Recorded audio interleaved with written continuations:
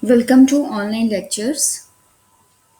Today we are going to start our lecture number 2 on chapter number 3. This is about classic theories of economic growth and development. In the previous lecture, I have explained the Rostow's stages of economic growth and Harold Domer model. Today, I will discuss some evaluation of Rostow's 5 stages of economic growth model. In case of Rostow's stages of growth, they have discussed about the 5 stages, and the third stage, that was very important stage, it was about takeoff. And for that third stage, it was about saving and investment.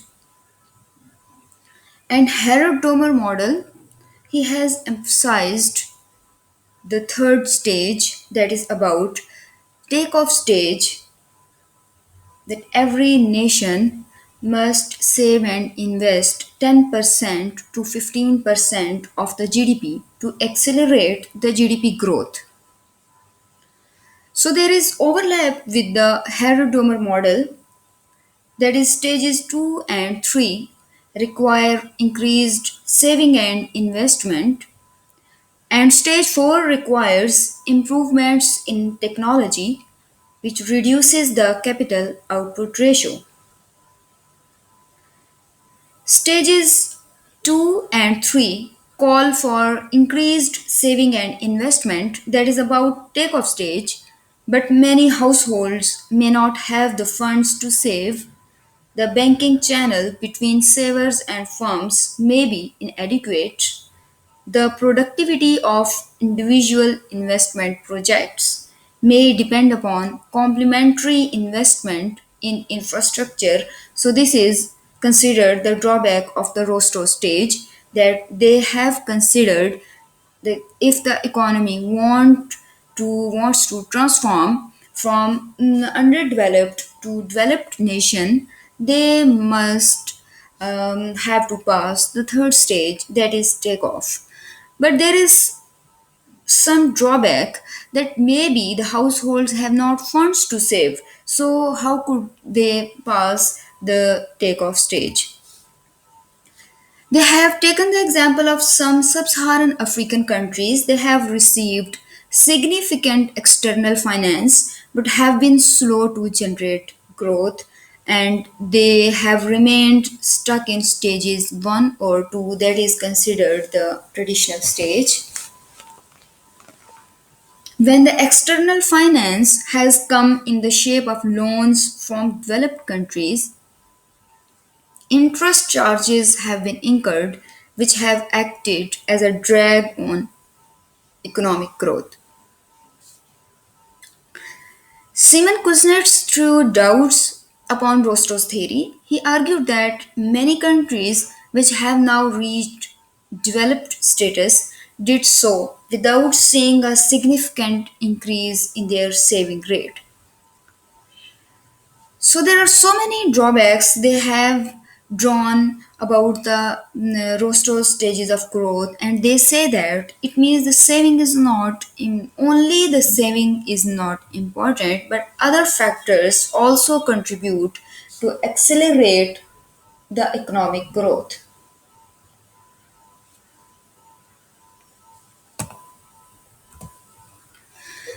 Now the topic of interest of today's lecture is about the Lewis development model. We have discussed the roster stages of growth, and we have discussed the Harrod Domer model. In case of Harrod Domer model, he has emphasized on capital output ratio. He has emphasized on the saving and investment rate, that is mandatory to increase the economic growth. And in Harrod Domer theory, he said that the labor is not as much important because it is abundant. But the Lewis development model, he said the labor is very important, and he has used the surplus labor theory and described the two sectors about the agriculture sector and industrial sector. In this basic model of the Lewis theory of economic development, one of the best known early theoretical models of the development that focused on the structural transformation of a primarily subsistence economy was that formulated by Nobel laureate W. Arthur Lewis in the mid 1950s and later modified by two other economists, and then Lewis' two sector model became the general theory of the development process in surplus labor developing nations during most of the 1960s and early 1970s, and it is sometimes still applied particularly to study the recent growth experience in China and labor markets in other developing nations. In the Lewis model, the underdeveloped economy consists of two sectors. The one sector is rural agriculture sector, or you can say this is traditional sector. In rural sector that is characterized by zero marginal productivity of the labor. And in this traditional sector, the labor is a redundant factor. As there is surplus labor, it can be withdrawn from the traditional agriculture sector without any loss of output. And wage rate is at the subsistence level. Second sector of the underdeveloped economy is urban industrial sector, and in this urban industrial sector, this is also called the modern sector, and in this modern sector, this is called the industrial sector. Here is rising demand for unskilled laborers to be trained for industrial growth results in greater employment and more profits and higher wages. That's why the people, they are shifting from rural to urban areas to getting the more profits, to getting the higher wages. So this is the second sector of the underdeveloped economy. The primary focus of the model is on both the process of labor transfer and the growth of output and employment in the modern sector. The modern sector could include modern agriculture, but we call the sector industrial. Both labor transfer and modern sector employment growth are brought about by output expansion in that sector. So, what is the basic purpose of the rural urban migration?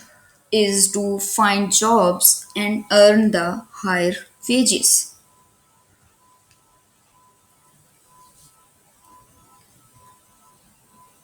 The labor transfer and modern sector employment growth leads to output expansion in that sector, and that speed of expansion that depends on rate of industrial investment and capital accumulation.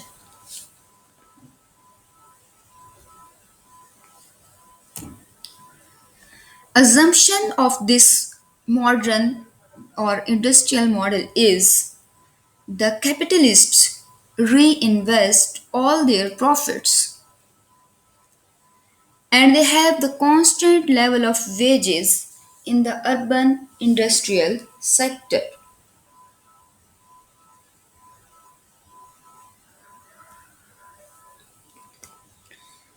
So, such investment is made possible by the excess of modern sector profits over wages on the assumption that capitalists reinvest all their profits.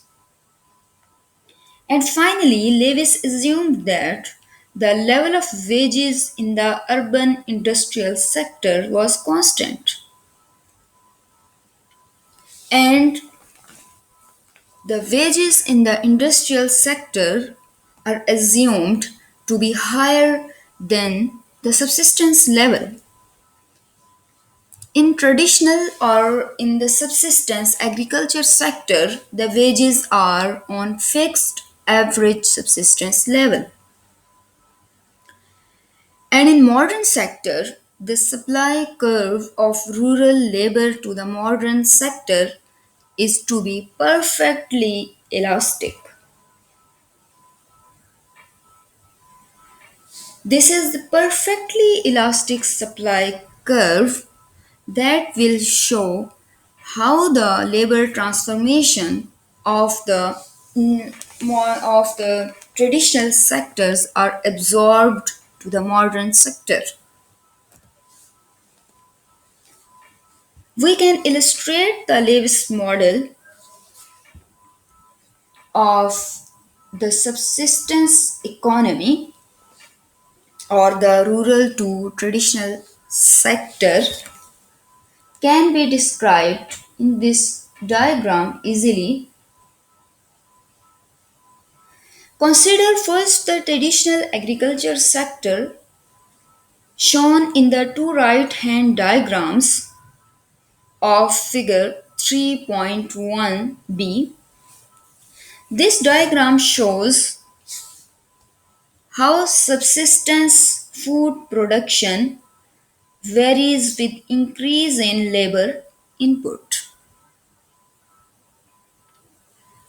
So this is showing the total production of agriculture or traditional sector and they have their labor only and they are producing by using those labors and getting the wages in the agriculture sector.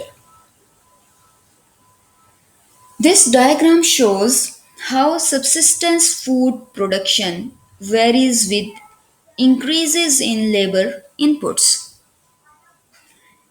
It is a typical agriculture production function in which the total output or product of food is determined by change in the amount of the only variable input, that is labor.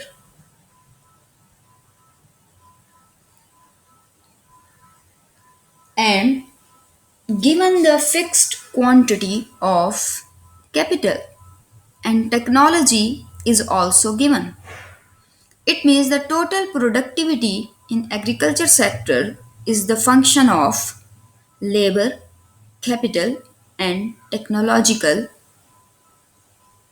expansion. And it means this is all about the theory of traditional sector. This is the production function of the rural to traditional sector where labor is only the variable but capital is fixed.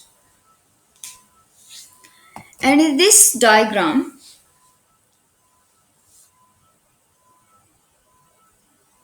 we have the average and marginal product of labor curves, which are showing APLA and MPLA, which are derived from the total product curve shown immediately above.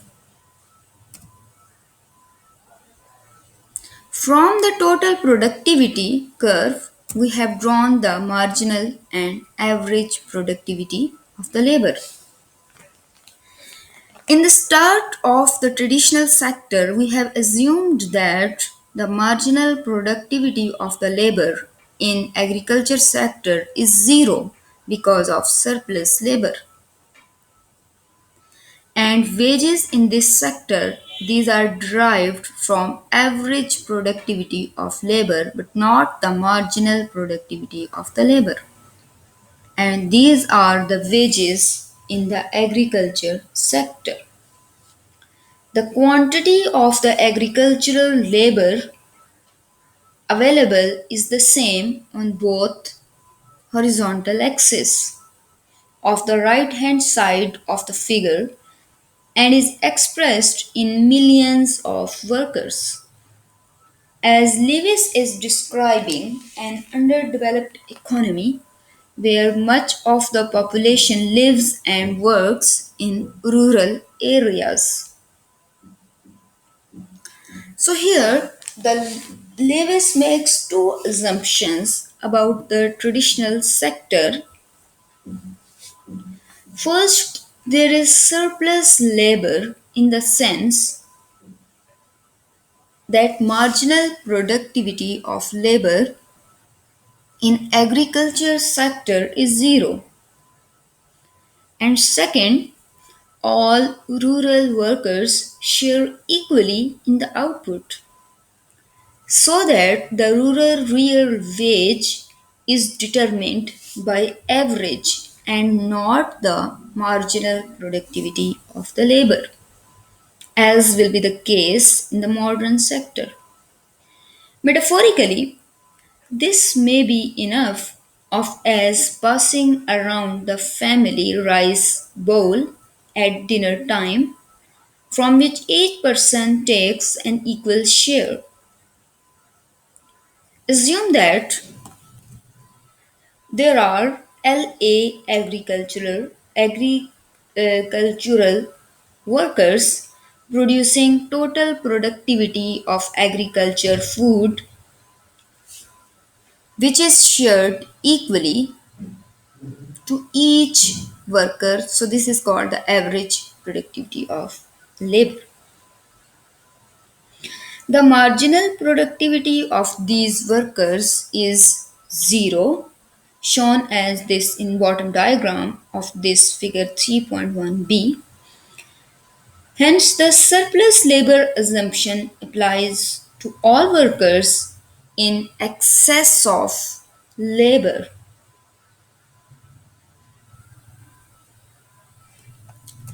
Now we are going to start the modern sector production function. The This diagram shows that the total production curve for the modern industrial sector. Once again, output of say manufactured goods, which is total productivity of the manufacturing sector, is a function of a variable labor input, that is LM, labor in manufactured sector, for a given capital stock and technology.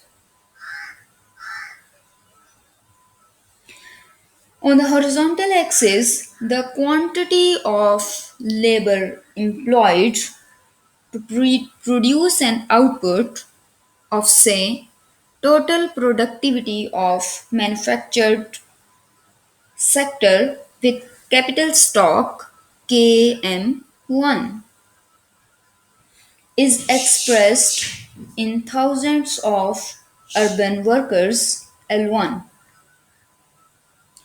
In the Lewis model, the modern sector capital stock is allowed to increase from KM1 to KM2 to KM3 as a result of the reinvestment of profits by industrial capitalists. This will cause the total product curve in figure 3.1a to shift upward from TPM KM1 to TPM KM2 to TPM KM3. The process that will generate these capitalist profits for reinvestment and growth is illustrated in this lower left diagram. Here we have the modern sector marginal product, marginal labor product curves. These are derived from total product curves of the manufactured sector. Under the assumption of perfectly competitive labor markets in the modern sector, these marginal product of the labor curves are in fact are demand curves in the manufactured sector.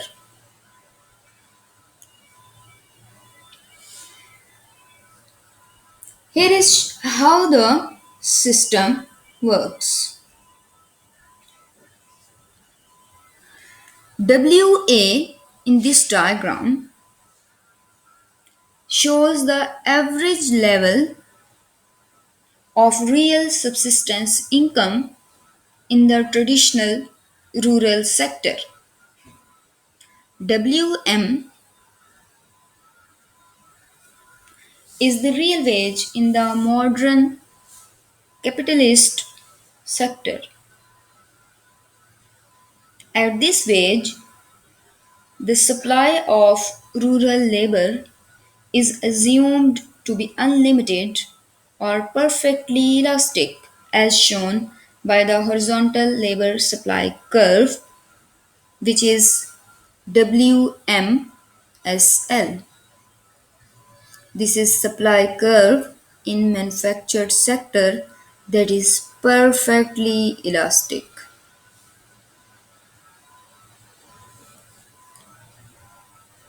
In other words, Lewis assumes that at urban wage WM above the rural urban income WA, modern sector employers can hire as many surplus rural workers as they want without fear of rising wages.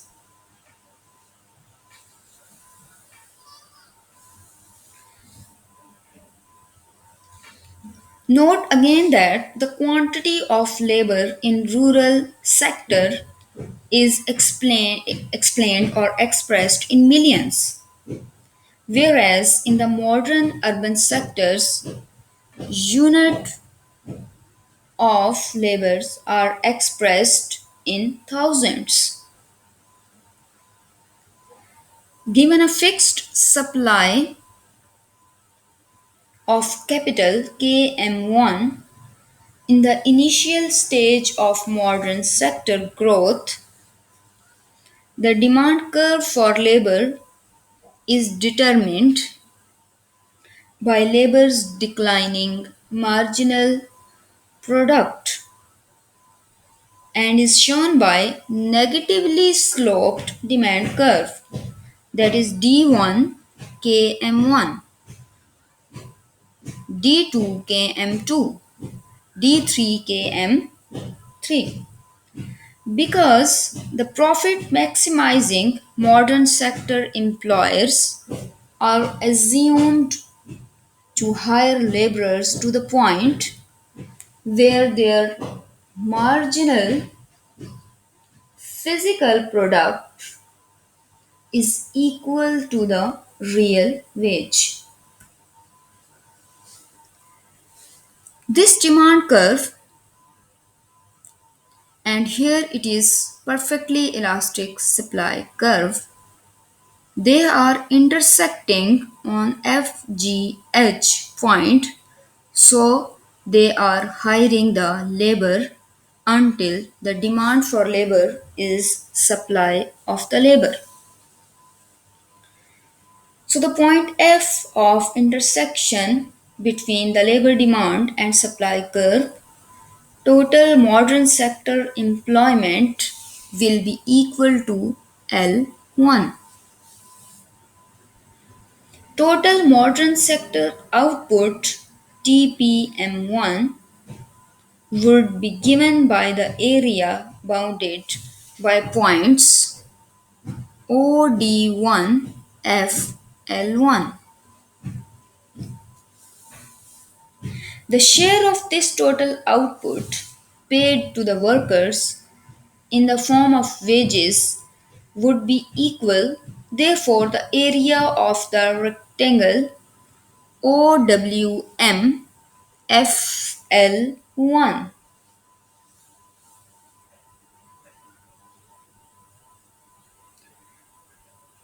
So, the balance of the output shown by the area WMD1F would be the total profit that accrue to the capitalists.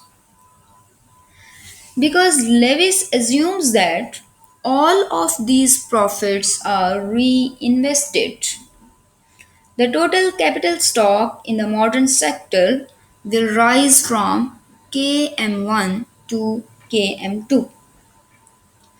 This larger capital stock causes the total product curve of the modern sector shift to TPM KM2, which in turn induces a increase in marginal product demand curve for labor.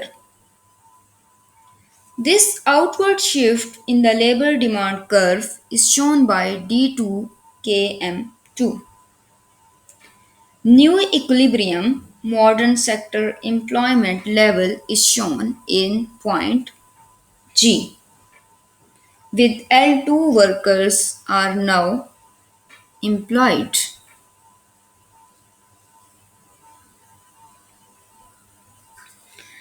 Once again, these larger profits, which are showing by WM D2G, this is showing by WM D2G. This is the share of profit now again reinvested in manufactured sector.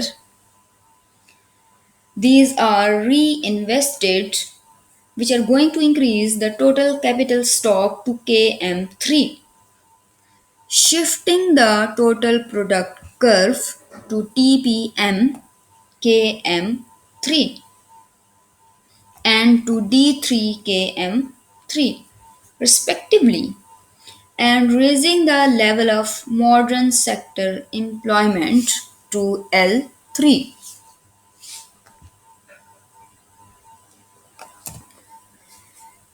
This is again, this diagram is showing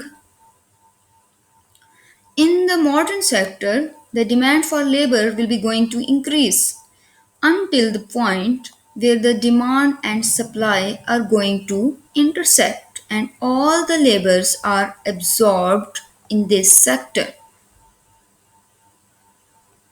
As the demand for laborers are going to increase, so their employment are going to increase and they are getting the wages above from rural sector. And investment in urban areas increases the demand and employment for rural labor. This process of modern sector self-sustaining growth and employment expansion is assumed to continue until all surplus rural labor is absorbed in the new industrial sector. Thereafter, additional workers can be withdrawn from the agricultural sector only at a higher cost of lost food production because the declining labor to land ratio means that the marginal product of rural labor is no longer zero in modern sector. This is known as the Lewis turning point. Thus the labor supply curve becomes positively sloped as modern sector wages and employment continue to grow. The structural transformation of the economy will have taken place with the balance of economic activity shifting from traditional rural agriculture sector to modern urban industry. The labor they will shift from rural to urban areas until all the workers are absorbed in the modern sector.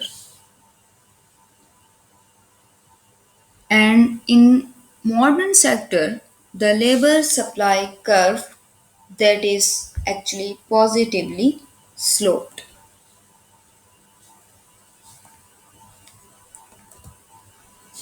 There are some shortcomings, or there are some economists who have criticized on the Lewis model.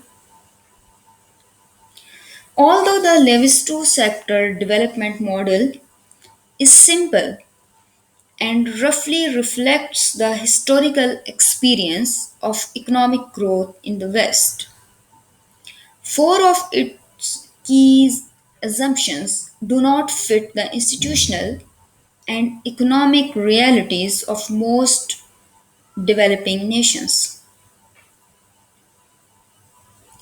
First, the model implicitly assumes that the rate of labor transfer and employment creation in the modern sector is proportional to the rate of modern sector capital accumulation. The faster the rate of capital accumulation, the higher the growth rate of the modern sector, and the faster the rate of new job creation. But what if capitalist profits are reinvested in more sophisticated labor saving capital equipment rather than just duplicating the existing capital, as is implicitly assumed in the Lewis model? We are, of course, here accepting the debatable assumption that capitalist profits are in fact reinvested in the local economy and not sent abroad as a form of capital flight. So, above figure reproduces the lower modern sector diagram, only this time the labor demand curve do not shift uniform. In the main criticism of the Lewis model is here we are saying that this is the labor saving economy, not the capital intensive. So, because the demand for unskilled rural labor would not increase employment. If this case will happen, so demand curve will not shift above, but these demand curves will intersect with each other.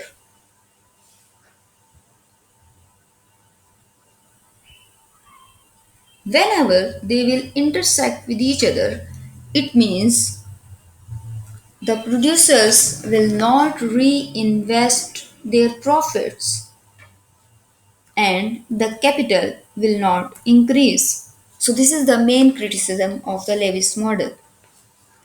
The second questionable assumption of the Lewis model is the notion that surplus labor exists in rural areas while there is full employment in the urban areas. Most researchers indicates that there is little surplus labor in the rural locations. True, there are both seasonal and geographic exceptions to this rule. The third doubt or the dubious assumption in the notion of competitive modern sector labor market that guarantees the continued existence of constant real urban wage up to the point where the supply of rural surplus labor is exhausted. Prior to the 1980s, a striking feature of urban labor markets and wage determination in almost all developing nations was the tendency for these wages to rise substantially over time, both in absolute terms and relative to average rural incomes. Even in the presence of rising level of open modern sector unemployment and low or zero marginal productivity in agriculture. Institutional factors such as union bargaining power, civil service wage scales, and multinational corporations.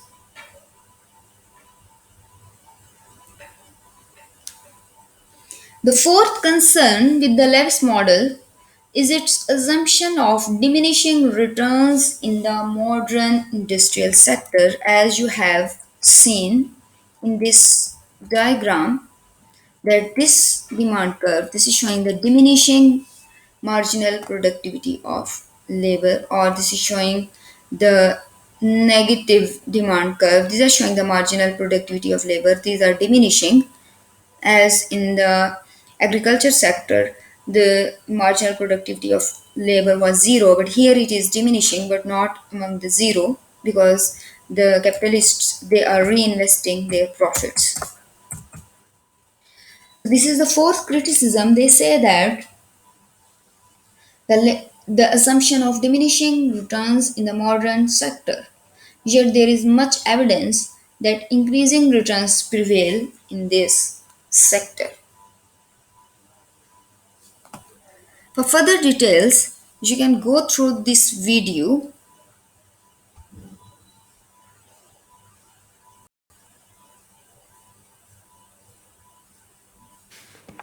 Hello, I'm Patrick Holbert. This is a brief introduction to classical theories of development with a focus on Lewis two-sector model, a structural change model.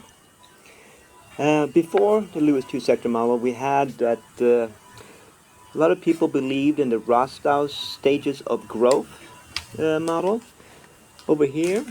And the Rostow stages were five of them. First, there was a traditional, which was based on subsistence agriculture.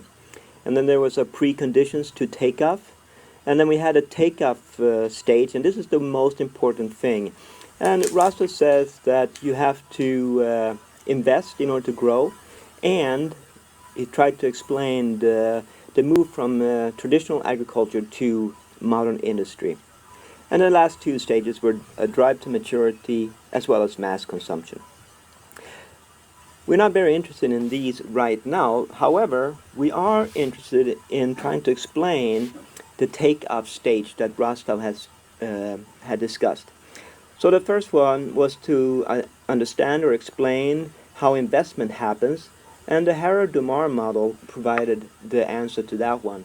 And the famous Harrod-Dumar equation was that the change in output was equal to the net national savings rate divided by the capital output ratio. And if we had depreciation, we might add that as well. So basically what Harrod-Dumar said was, if you want to grow for the entire economy, all you needed to do was to save. And if you didn't save enough, then the foreign aid could fill that financing gap, and that could help with growth as well.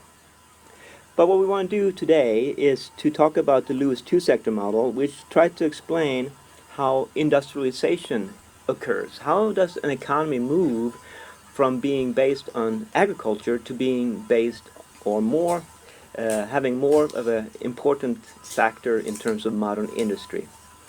The Lewis two-sector model, just like the Rostow stages of growth and Harrod-Dumar model, is based on capital accumulation. Uh, Instead of having just one sector, the entire economy, the Lewis model is a little bit disaggregated. So we have one traditional agricultural sector, and we have one modern industry sector. So we have two industries in this model. The two key things that we need to understand and really think about when we talk about the Lewis two-sector model is first that there is an assumption of surplus labor. This was true for the Harrod-Demar model as well, but surplus labor here is that there are a lot of workers, more workers than we really need in the agricultural sector. And so whenever we need workers in the modern industrial sector, they can just go from the agricultural sector over to the modern industrial sector. And because there's surplus labor, the marginal product of labor in this agricultural sector is equal to zero. So when they leave, agricultural output stays exactly the same. The second big assumption that we have is that all profits made by the capital owners are going to be reinvested into new capital. And that is, in fact, how capital accumulation occurs. So whenever they make some money, they're just going to buy more capital and therefore put in motion some mechanisms that leads to sustainable economic growth.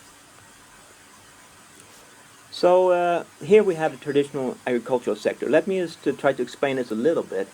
So first thing we see here is that once again we assume that there is surplus labor, and what that means in terms of this diagram over here is that we are over here somewhere. So hello, I'm Patrick Colbert. This is a brief introduction to classical theories of growth and development with a focus on the Lewis two-sector model, a structural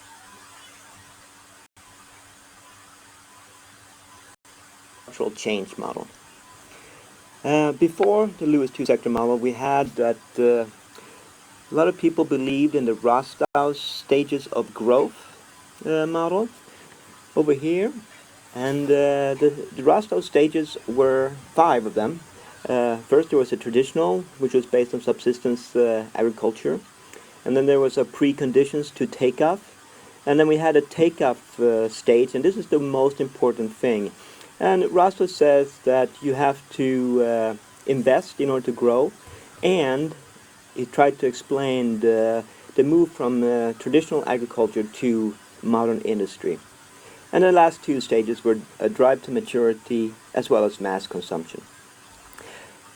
We're not very interested in these right now. However, we are interested in trying to explain the take-off stage that Rostow has had discussed. So the first one was to understand or explain how investment happens, and the Harrod-Demar model provided the answer to that one. And the famous Harrod-Demar equation was that the change in output was equal to the net national savings rate divided by the capital output ratio. And if we had depreciation, we might add that as well. So basically what Harrod-Demar said was if you want to grow for the entire economy, all you needed to do was to save. And if you didn't save enough, then the foreign aid could fill that financing gap, and that could help with growth as well. But what we want to do today is to talk about the Lewis two-sector model, which tried to explain how industrialization occurs. How does an economy move from being based on agriculture to being based or more, having more of an important factor in terms of modern industry? The Lewis two-sector model, just like the Rostow stages of growth and Harrod-Demar model, is based on capital accumulation. Instead of having just one sector, the entire economy, the Lewis model is a little bit disaggregated. So we have one traditional agricultural sector, and we have one modern industry sector. So we have 2 industries in this model. The 2 key things that we need to understand and really think about when we talk about the Lewis two-sector model is first that there is an assumption of surplus labor. This was true for the Harrod-Demar model as well, but surplus labor here is that there are a lot of workers, more workers than we really need in the agricultural sector. And so whenever we need workers in the modern industrial sector, they can just go from the agricultural sector over to the modern industrial sector. And because there's surplus labor, the marginal product of labor in this agricultural sector is equal to zero. So when they leave, agricultural output stays exactly the same. The second big assumption that we have is that all profits made by the capital owners are going to be reinvested into new capital. And that is in fact how capital accumulation occurs. So whenever they make some money, they're just going to buy more capital and therefore put in motion some mechanisms that leads to sustainable economic growth. So here we have the traditional agricultural sector. Let me just try to explain this a little bit. So first thing we see here is that once again we assume that there is surplus labor, and what that means in terms of this diagram over here is that we are over here somewhere. So therefore we can see that the marginal product of labor is equal to zero. So even so, as we reduce number of workers, the total product of produced in the agricultural sector will stay exactly the same. There will not be any change at all. And when we see here with these number of workers, because this is not a non-competitive industry, that is that the real wage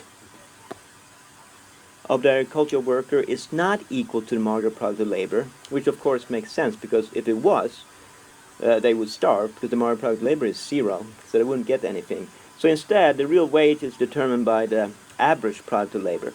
What we can think of here is that they're family farms, they produce output, and then they share that output equally among all the family members. So everybody gets the average. So this is the agricultural setup. It's pretty straightforward. Again, the important part is that we have surplus labor over here, and therefore as we move workers out of the agricultural industry and into modern industry or agricultural sector, total product of agriculture stays exactly the same. Next we look at the modern industry. The modern industry is characterized by competitive markets. So here's the marginal product of labor is going to be greater than zero, and the real wage will be equal to the marginal product of labor, just like we have in competitive markets. Again, I remind you that the big assumption for the modern industry is that all profits will be reinvested into new capital. And that's how capital accumulation occurs. And when we have capital accumulation, that's going to lead to sustainable growth. In fact, we're going to tell the story in a second here, but you can see that as the new capital is introduced, the total product curve is going to shift up. The marginal product of labor is going to increase as well. They want to hire more workers. Those workers will come from the agricultural sector. And you have this perfectly elastic supply of labor here. And the reason it's perfectly elastic is because that's just surplus workers entering into the modern sector. And you don't have to pay them anymore because they just keep coming as long as we need them in this industry. And of course, as we add more and more, total product curve will start shifting up higher and higher. We increase here, and therefore we can hire more and more people in the modern industry. I'm going to tell this story a little bit more carefully in the next slide. Alright, so here we have the basic outline of the story.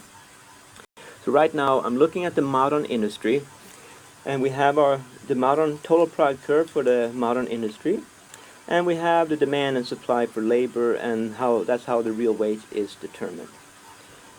So importantly, we're starting out here that right now demand for labor, which is equal to the marginal product of labor in the modern industry, is given by this downward sloping curve right there. Right, so we have it right there. Again, the supply of labor is perfectly elastic because workers are just coming from the surplus labor in the agricultural sectors. We just keep coming. And in the background here we have, that the total product produced in the agricultural sector it's just we're going to just add that to our total product, the entire economy. But right now we can see that given this setup here, if we just go up a little bit, we can figure out what total product in the modern industry is equal to, and so that's what this number is. Add the agricultural output, which is just constant, and you can find out what the total product is in the entire economy. Alright, so the question now is, what happens? Well, first of all, we have this total product being produced by these number of workers, LM1, but all these workers are going to get paid the real wage, which is equal to WM, and therefore we can see that the area WMB LM1 0, that is this rectangle right here, this is the wage bill. This is the amount of money that goes to the workers. But total output is actually made up of the marginal product of each labor. So if we added up total output, we get this trapezoid. And you notice there is one area left there. There's A, B, W, M. So if I fill that in here with blue, this little triangle here, that's the amount of output or income that goes to the capital owners. So the capital owners get this. Okay, what are the capital owners going to do with that profit? Well, the whole point of this, or a big part of the story, is that they're going to reinvest it. So when they reinvest that profit, they're going to have more capital. So in this next period, our capital is going to be KM1 plus the profit, let's call that pi. So we're going to have more profit, or that's equal to the change in capital. And what that's going to do is going to shift up our total product curve. So the total product curve is going to be here, given the new greater amount of capital. You can see that for any level of workers here, the new total product curve, the production function here, is going to get steeper. So what we have here is really that our marginal product to labor curve, or our demand for labor, is actually going to be shifting out. Now the capital owners, given that they now making, workers are more productive and therefore they can make more profit, they want to hire some more workers. And what they do again is hire workers up until the real wage is equal to the marginal product labor. So we can find that they want to hire workers up to the LM2 over there. Right, so this is the number of new workers we have. We can go up and we can see that they will actually produce more output here now in the modern industry. We see also that this total output is going to be shared between the workers and the capital owners. The workers get this rectangle over here, and the capital owners get this bigger triangle over here. What are they going to do with that triangle? Well, once again, whatever profit they make, the capital owners are just going to reinvest it. So the profit made is just going to become a change in the capital stock. The change in capital stock will then be reinvested, right? Or it's going to increase the production function. It's going to shift out the marginal product of labor. They're going to hire more workers. They're going to produce more output. They're going to make more money. And they're going to keep reinvesting that until, well, I don't know, until they run out of workers, until they run out of surplus labor from the agricultural sector. But this is going to be basically the end of the story here. You can see that this will just keep going. This will be sustainable growth until we run out of the surplus workers from the agricultural sector. Notice here that the total product, which is equal to TPM, which is increasing, plus the TPA, which is staying constant because we have surplus labor, and the marginal product of labor in the agricultural sector is 0. So the total product here is going to increase, But our number of workers, remember L is just equal to, the number of workers in the agricultural sector plus the number of workers in the modern industry. So L here stays the same, so this one is the same, whereas this one is increasing, which means that the per capita income or output per person is definitely going to be increasing. And that is, of course, what we mean when we say we have economic growth. All right, so let me just recap here. So according to the Lewis two-sector model, we will have economic growth, we'll have capital accumulation, because we add more and more, we reinvest the profit into new capital, and we will see a greater amount or a bigger share of modern industry in the total output. And of course, that makes sense too. Let me just go over here. It's going to be getting a little crowded here, but you can see that the total product for the divided by, agriculture sector divided by total product for the entire economy, since the total product is increasing, whereas the output for agriculture sector stays exactly the same, the share of agriculture is falling, whereas the total product in the modern sector, industry, that one is increasing faster than total product in the economy, because total product in the economy is that increase plus nothing. And therefore, we can see that the share of modern industry is actually increasing in this economy. Well, that's a very brief and very quick explanation of the Lewis two-sector model. There are lots of problems with this one. I don't want to spend too much on that right now, but I will mention that. Well, here's two. One, does it make sense?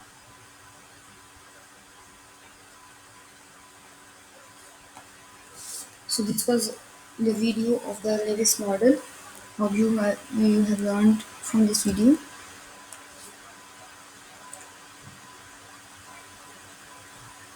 So here are some components of the economic growth also. Not only the labor that will be helpful for accelerating the economic growth, but here are some other components that are capital formation. And in capital formation, there are physical capital formation, social capital formation, human capital formation, and political capital formation are also included. In case of physical capital formation, it is about investment in tools, equipment, machinery, and buildings. And social capital formation includes investment in roads, dams, airports, railroads, and bridges. Human capital formation includes the investment in education, training, health, and nutrition. Political capital formation includes investment is creating a secular and democratic government and free mass media. Thanks for watching.